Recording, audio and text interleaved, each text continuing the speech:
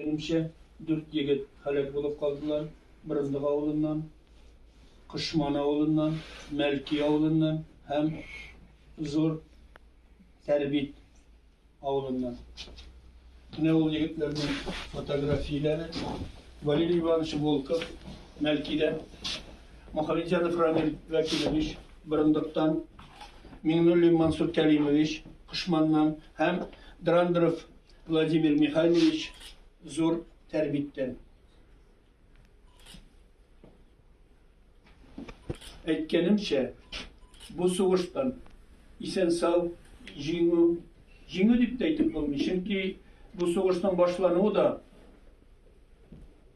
шын соғыш кебек башланып китмәде.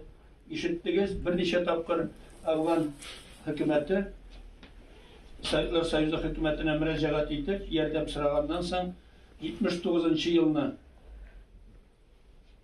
бу ярдәмгә рөхсәт бирелә һәм 79 декабрьдән бу сугыш башланган булып исәпләнә. Мин, мәсәлән, үзем бу вакытта нәкъ армиядә идем. 1 елны хезмәт итеп бетергән, 2нче ел майда кайтырга. Ул вакытта зампаритлар бу сугыш турында әйткәч, лекция түгел, хәбәр итеп информация үткәргәч, барлык солдатларда диярлек 2 ел хезмәт иткәнне, 1 елны, ярты елны рапорт яздык. Интернациональ долгны үтәргә җибәрегез дип. Һәм күбесе беренче чиратта шулар барып эләкте дә. Менә тарих шундый әйбер. Без шәү идек. Мин, Большой Кулангыдан Симагин Николай һәм Бертастан Гарафетдинов Гомәр.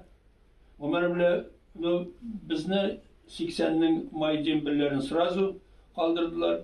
Кемдер анда тагын. Симагин Николай китеп барды. Хәзер Яңашишмә районында яши. Яраланды.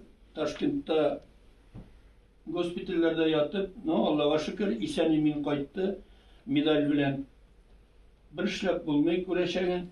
Бүген дә безнең очрашуда бар исән-сау кайткан кешеләр һәм шушы исән-сау кайтучылар арасында Афганнар җәмгыяте җитәкчесе Фират Сириндер якын дус.